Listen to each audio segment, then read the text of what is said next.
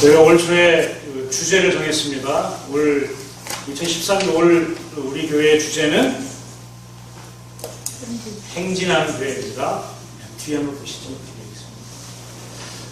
행진하는 교회입니다. 행진은 행함과 진실의 앞서에 떴습니다. 요한일서 3장 18절 말씀, 자녀들아 말과 혀로만 사랑하지 말고 오직 행함과 진실함으로 사랑하자. 그래서 기도하다가 아버지의 사랑을 좀 다시 한번 좀 우리가 정리하면 좋겠다. 그래서 4개 정도 성경에 나타난 하나님 아버지의 속성 중에서 이제 뽑아가지고 한 4번 정도 될 것 같습니다. 이제 목사님 오셔서 격주로 설교하면 크리스마스도 있고 추수감사도 있고 그래서 4가지 정도로 하나님 아버지의 사랑을 좀 정리해서 점검해보고 그 아버지의 사랑을 우리가 좀 확실히 알고 그 사랑을 붙잡고 행함과 진실함으로 사랑의 결실을 맺었으면 좋겠다. 그런 생각을 하고 오늘 정해봤습니다. 오늘도 첫 번째로 하나님께서 미리 아시고 또 보시고 갚으신다. 그분이 우리 하나님 아버지다. 라고 하는 것을 우리가 좀 붙잡고 그 아버지와의 관계를 좀 더 아주 긴밀하게 밀착시키는 믿음의 시간이 되면 좋겠습니다. 자, 사랑은 알을 통해서 시작되는 것이죠. 내가 어떤 사람을 만나고 어떤 사람을 알게 되고 어떤 사람을 가까이 하게 됩니다. 그런 것의 기본적인 전제는 아는 겁니다. 최근에 통계에 의하니까 새로 결혼해서 이혼하는 사람보다 결혼해서 오래 산 사람 이혼율이 더 증가했답니다. 살다 보니까 너무 잘 알아가지고 이제 꼴이 보기 싫어지게 된 거예요. 그래서 결혼한 신혼보다 결혼한 지 오래된 구혼의 이혼율이 더 많아졌다. 그런 얘기를 합니다. 많이 알면은 많이 사랑해야 되는데 알면 할수록 미움이 깊어지는 게 우리 타락한 본성이 그렇습니다.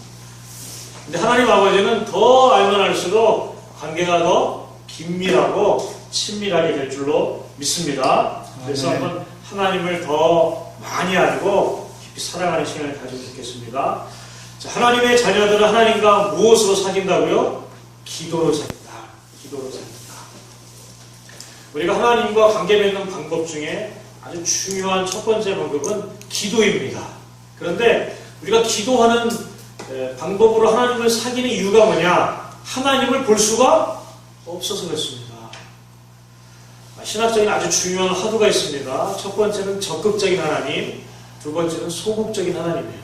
적극적인 하나님은 병을 막 치유해주고 기적을 베푸시고 하나님께서 이적을 베푸셔서 하나님의 살아계심을 현상적으로 보여주는 게 있습니다. 또 하나는 마음의 평안을 주시고 우리를 즐겁게 하시고 사랑이 넘치게 해주시는 보이지 않지만 우리가 확신하는 그런 하나님에 대한 존재입니다. 이런 두 가지 측면에서 볼 때 오늘 말하는 하나님은 좀 소극적인 하나님으로 볼 수 있습니다. 하나님은 하늘에서 막 불을 내리고 하늘에서 막 번개를 치면서 존재를 나타내시는 분이기도 하시지만 하나님은 숨어 계신 하나님입니다. 오늘 마태복음 6장에 보면 하나님께서 은밀한 중에 세번역 성경에는 숨어서 보시는 하나님이다 이렇게 말합니다. 하나님이 우리를 보시긴 보시는데 우리가 하나님을 볼 수 없도록 하나님은 숨어진 채로 우리와 관계하신다 이렇게 말합니다. 그래서 보이지 않는 그분과 관계 맺을 때 우리는 어떤 방법으로 관계를 맺느냐? 기도의 방법으로 하나님과 관계를 맺는다. 우리가 지금 읽고 있는 바늘길을 통과한 부자 책을 쓰신 김성곤 목사님께서 이 책을 통하셨어요. 숨어 계신 하나님. 여러분 혹시 영화 미량 보셨습니까? 아들을 납치한 학원 원장이 교도소에 들어갔는데 납치당한 아들의 어머니가 그 곤고함을 견디다 못해 교회에 가서 신앙을 찾았죠. 그리고 하나님의 사랑을 발견하고 도저히 이해할 수 없는 자기 아들의 납치 사건과 살인 사건을 하나님의 사랑으로 정리하고 용서하러 갔는데 그 자기 아들을 납치하고 죽인 살인범이 뭐라 그래요? 나는 이미 용서받았다고 뻔뻔하게 얘기하는 거예요. 그때부터 삐뚤어진 여자가 교회에 뭐 부흥에 찬송가 틀어주는데 이상한 유행가를 틀어놓고 교회의 장로를 유혹해서 타락하게 만들고 그러면서 삐뚤어진 인생을 살아갑니다. 그 속에서 과연 하나님은 어디 계신가? 이 납치하고 살인한 이 학원 원장에게 하나님은 계신가? 아들을 잃고 슬퍼하고 교회에 대한 반감과 하나님에 대한 적대감으로 내가 용서하지 않았는데 하나님이 뭔데 용서하냐? 라고 하는 그 어머니에게 하나님 어디 계신가? 뭐 그런 걸 쓴 얘기예요. 하나님은 보이지 않지만 그 속에 숨어져 있다. 저는 그 영화를 보면서 한 느꼈습니다. 그 아들이 누구 아들이냐 이거지. 그 아들이 납치당하고 그 아들이 죽었을 때 가장 슬퍼하고 가장 몸둘 바를 모르는 분은 누구냐? 하나님이셨다. 그 하나님이 자기 아들을 그렇게 죽이신 것을 이미 경험하신 그 하나님이 지금도 수많은 죽음들을 경험하시면서 안타까워하시면서 우시는 하나님. 그 하나님을 발견하지 못한 여자. 그 하나님을 발견하지 못한 여자에 대해서 자기 용서받다고 당당히 말하는 이 감옥에 있는 학원 원장의 이야기. 이런 것들이 어우러지면서 하나님은 보이지 않지만 우리 속에 숨어서 계속 하나님의 사랑을 흘러보내고 있다. 이렇게 얘기할 수가 있습니다. 할렐루야. 그 하나님을 만나는 방법. 그것은 기도인 줄로 믿습니다. 그래서 마태복음 6장 6절 처음에 뭐라 그래요? 너희가 기도할 때에 말합니다. 예수 믿는 사람, 하나님을 아버지로 부르는 사람들의 하나님께 나가는 첫 번째 발자국은 기도인 줄로 믿습니다. 기도의 발자국을 떼어야 보이지 않는 하나님을 경험할 수가 있어요. 고로 우리가 하나님을 경험하지 못하고 하나님을 만나지 못하는 그 역설에 뭐가 있냐? 우리의 기도의 발자국을 띄지 않는 거예요. 우리의 기도의 마음을 열지 않는 겁니다. 우리의 기도의 무릎이 꿇어지지 않는 거예요. 할렐루야. 아버지를 만나러 가는 길, 기도가 처음인 줄로 믿습니다. 이 기도로 하나님을 알아가고 기도로 하나님을 체험할 줄로 믿습니다. 자, 두 번째 우리가 좀 알아야 될 것은 뭐냐?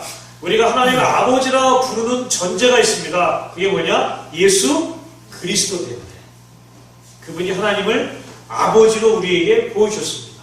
빌립 제자가 주님 우리에게 하나님을 보여주세요. 근데 빌립의 요청에 예수님께서 말씀하십니다. 여태까지 나를 봤는데 무슨 하나님을 보여달라는 거냐? 나를 본 자는 곧 아버지를 봤다. 그리고 오늘 마태복음 6장 6절에도 뭐라고 말해요? 너희 아버지께서 은밀한 중에 갚으시리라. 기도로 하나님 아버지께 나아가는 자들, 그 나아가는 자들에게 하나님은 누구시냐? 아버지시다 이렇게 말합니다. 할렐루야. 그러므로 예수 그리스도를 믿음으로 영접하지 않은 사람은 하나님의 아버지로 부를 수 없습니다.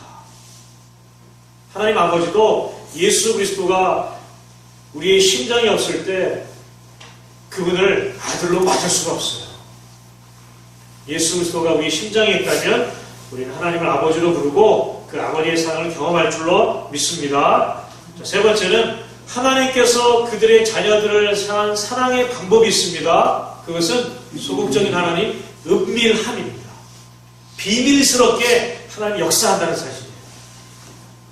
우리는 현상을 되게 좋아합니다. 특별히 요새 젊은 사람들은 어때요? 리셋중이라고 그러죠. 리모컨 들고 텔레비보다 마음에 안 들면 돌려버립니다. 계속 나다다다다 돌리다가 오면 보는 거죠. 그 속에서는 은밀한 하나님을 볼 수가 없습니다. 그 속에서는 숨어 계신 하나님을 발견할 수 없는 세대 흐름 속에 우리가 있지만 하나님은 지금도 숨어 계셔서 은밀하게 우리 가운데 하나님의 삶을 보여주신 것을 우리가 발견해놔야 할 줄로 믿습니다. 하나님은 아버지와 아들이 숨바꼭질할 때 아들이 수배하고 아버지가 숨은 다음에 그 아들이 아버지를 찾을 때 이렇게 옷자락을 보여준다든지 하면서 숨어있는 자신의 존재를 내보여주세요. 그게 뭐라고요? 계시입니다. 계시. 하나님을 보여주신 계시. 그리고 그분의 뜻이 숨겨져 있는 섭리. 이 두 가지로 하나님의 은밀함을 우리가 발견해갈 수 있습니다. 그러므로 우리가 어떤 중요한 문제, 어떤 강급한 기도 제목이 있을지라도 아무런 현상이 없을 것 같을지라도 하나님은 지금도 은밀하게 우리를 이끌고 계시고 우리의 기도에 응답하신 것을 믿음으로 가지고 나가면 좋겠습니다.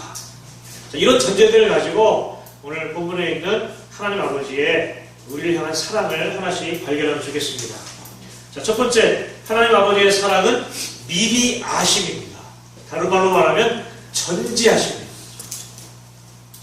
8절 말씀을 같이 읽어보면 좋겠습니다. 시작. 하나님, 너희 아버지께서는 너희가 구하기 전에 너희에게 필요한 것이 무엇인지를 알고 계십니다.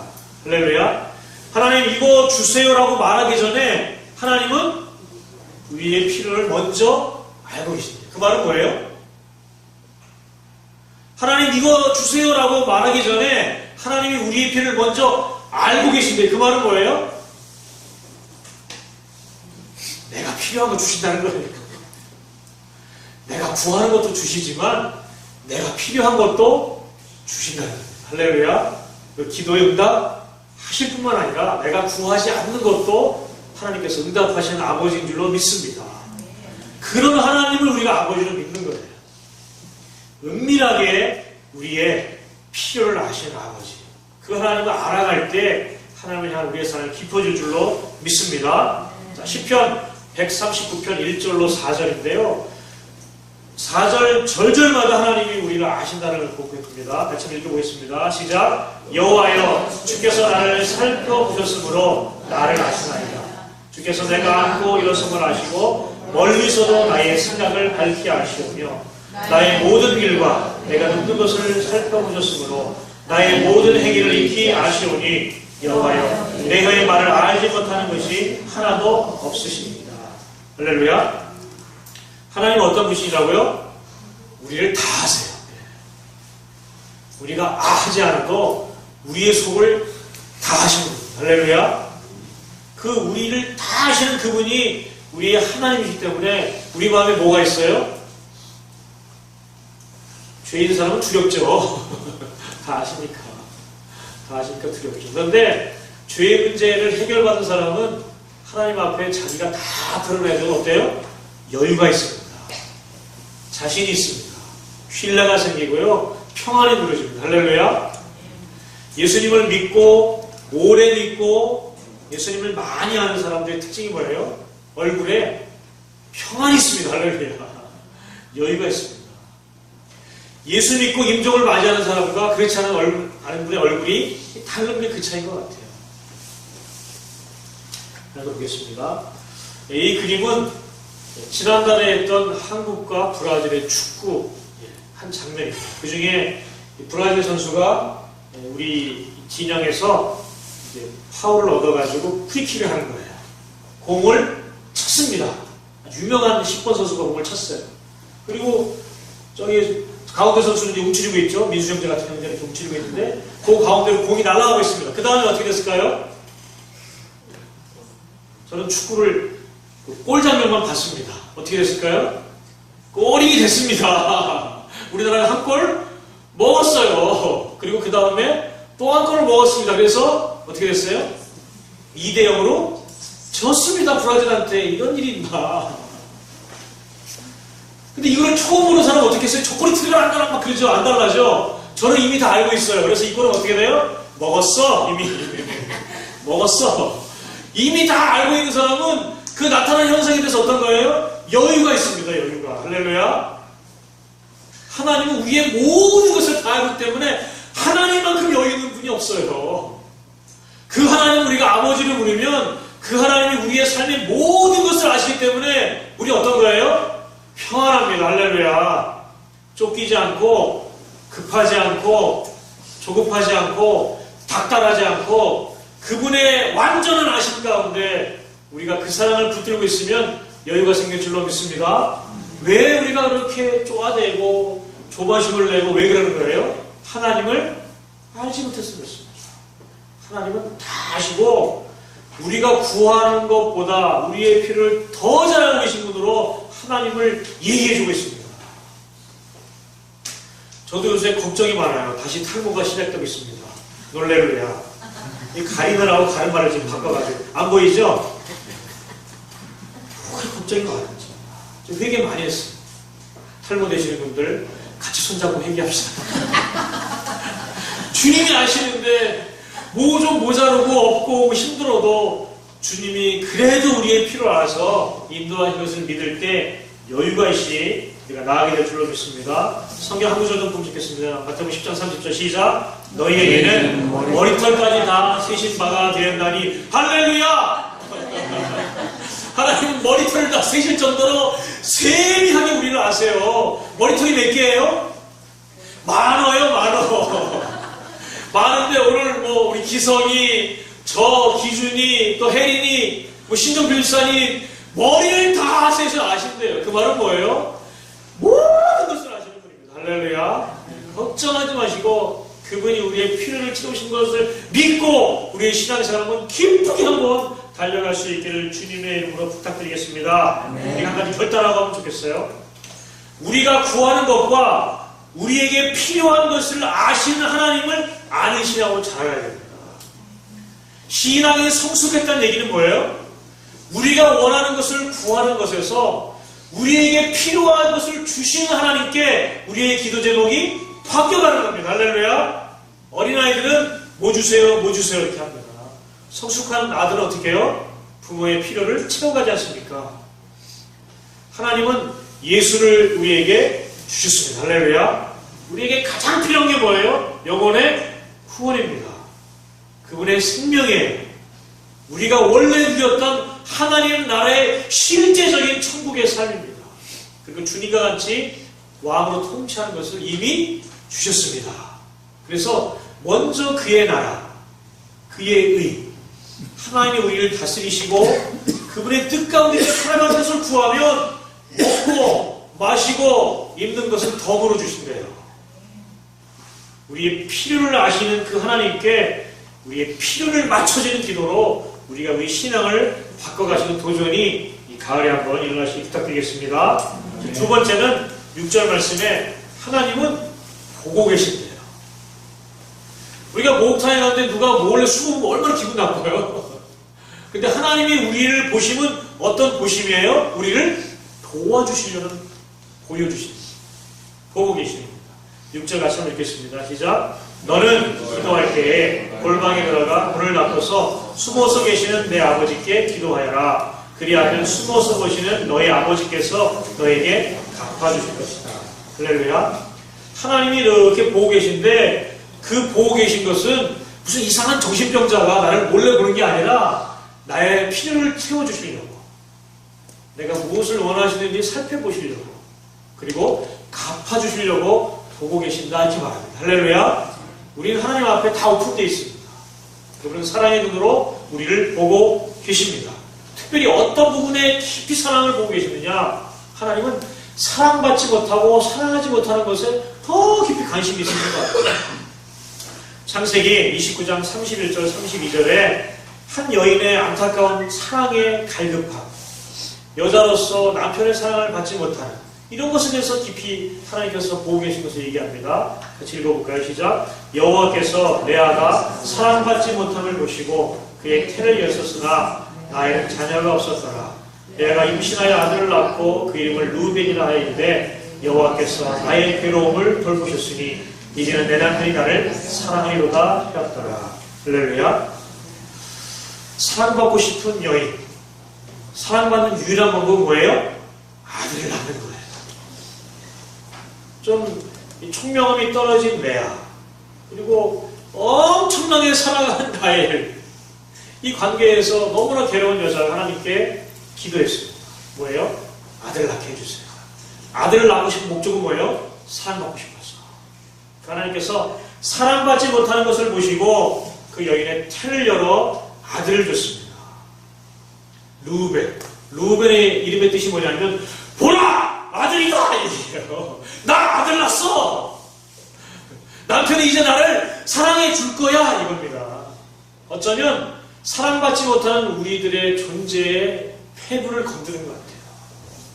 우리가 그렇게 열심히 달려가고 그렇게 열심히 애태우는 우리의 본능 밑바닥에 있는 가장 깊은 기전은 뭐냐? 사랑받고 싶은 겁니다. 그 사랑받고 싶어하는 마음을 주님은 우리를 보시고 우리를 갚아 주신 줄로 믿습니다. 그리고 우리 심령에 루벤을 주셨어요. 보라! 아들 예수 그리스도. 할렐루야. 보라, 처녀가 잉태하여 아들을 낳으리니 그 이름을 임마누엘이라. 이것은 뭐예요? 하나님 우리와 함께 계시다. 우리에게 그 사랑을 주셨습니다. 할렐루야. 우리를 보고 계시고 우리의 심령을 살펴보시며 우리에게 완전한 사랑을 주셨어요.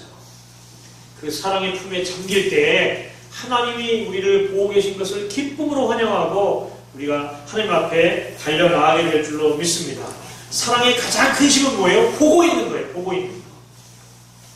제가 하나님 아버지의 사랑을 생각하면서 느껴진 하나의 그림이 있습니다. 그것은 뭐냐면 할아버지가 손주를 사랑하면서 보는 눈이에요. 할렐루야. 여기도 할아버지가 계시죠? 김정희 목사님, 또 서은영 목사님, 그 외에 이제 한의사님들이 계신데, 할아버지들이 손주를 볼 때 그 사랑의 눈빛을 여러분 아십니까? 아무리 말썽이 많은 손주라도 그 아들, 손자를 볼 때 할아버지 눈을 보셨습니까? 그 손자에서 눈을 떼지 않습니다. 눈을 떼지 않아요. 왜요? 이쁘니까. 누가 뭐래도 내 새끼니까. 그게 하나님 아버지의 보고 계신 사랑인 줄로 믿습니다. 시편 17편 8절 읽어볼게요. 시작. 나를 눈동자같이 지키시고 주의 나에게 그늘 아래 감추사.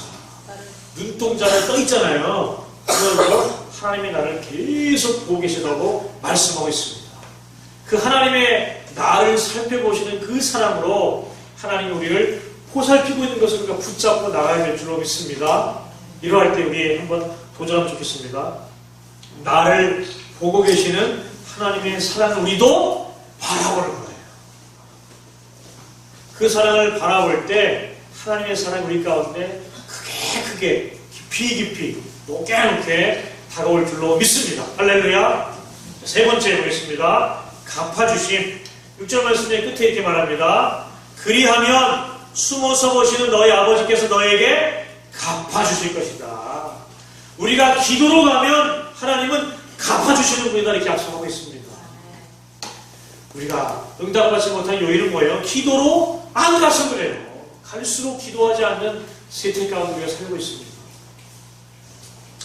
데살로니가후서 1장 6절로 7절 같이 한번 읽어볼까요? 시작. 너희로 환난을 받게 하는 자들에게는 환난으로 갚으시고 환난을 받는 너희에게는 우리와 함께 안식으로 갚으신 것이 하나님의 공이시니. 할렐루야.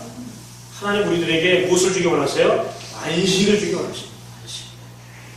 우리를 힘들게 하는 존재들을 환난으로 갚으시는 공의의 하나님이십니다. 그러므로 하나님의 공의 가운데 우리가 포함되어 있는 거예요. 우리는 하나님의 안식에 들어간 자이고 하나님의 영원한 즐거움에 참여한 자입니다. 보라, 온 백성에게 미칠 큰 기쁨의 좋은 소식이라. 이게 뭐예요? 복음입니다. 예수가 오신 그 복음. 예수를 믿는 자들에게 큰 기쁨의 좋은 소식을 갖고 있는 거예요. 그래서 영원한 하나님의 공이신 예수 그리스도로 말미암아 주는 하나님 나라의 상급을 우리가 받게 되는 것으로 믿습니다. 할렐루야. 하나님은 갚아주는 분이세요. 우리는 어쩌면 우리의 삶의 여정의 결과들로 지금 우리 남은 삶을 갚음받고 있는지 모릅니다. 우리의 힘듦은 어쩌면 우리의 앞의 걸음이 하나님 앞에, 공의 하나님 앞에 아름답게 서지 못한 부분들이 있는 것도 인정해야 됩니다. 그렇다면 이제부터 이후의 삶에 갚아주신 하나님의 공의의 손길 가운데 우리의 발걸음을 새롭게 해야 됩니다. 할렐루야. 그 하나님의 공의는 한치 오차도 없이 우리 인생 가운데 다가오기 때문에 그렇습니다. 자, 그래서 결단합시다. 잠언 19장 17절 한번 읽어볼까요? 시작. 가난한 자를 불쌍히 여기는 것은 여호와께 구워드리는 것이니 그의 선행을 그에게 갚아주시리라. 할렐루야. 이 풍성한 가을 하나님 앞에 어떻게 여러분 그분의 공의 가운데 우리의 삶을 한번 걸어보시겠습니까? 가난한 자에게 불쌍히 여기는 것이 하나님께 빚을 지게 만드는 거예요. 마음이 가난한 사람, 환경이 가난한 사람, 심령이 가난한 사람, 다양한 종류의 가난한 사람들에게 우리의 발걸음이 나아가서 하나님 앞에 구워드리게 되어서 우리의 이후의 삶 가운데 하나님의 선한 갚으시는 공의를 경험할 수 있도록 이 가을에 가난한 자를 향한 우리의 발걸음이 새롭게 다가가시길 주님의 이름으로 부탁드립니다. 자, 마지막 7절과 8절 초반절에 이렇게 말합니다. 같이 한번 읽어볼까요? 시작. 너희는 기도할 때에 이방 사람들처럼 빈말을 되풀이하지 말아라. 그들은 말을 많이 하여야만 들어주시는 줄로 생각한다. 그러므로 그들을 본받지 말아라. 할렐루야.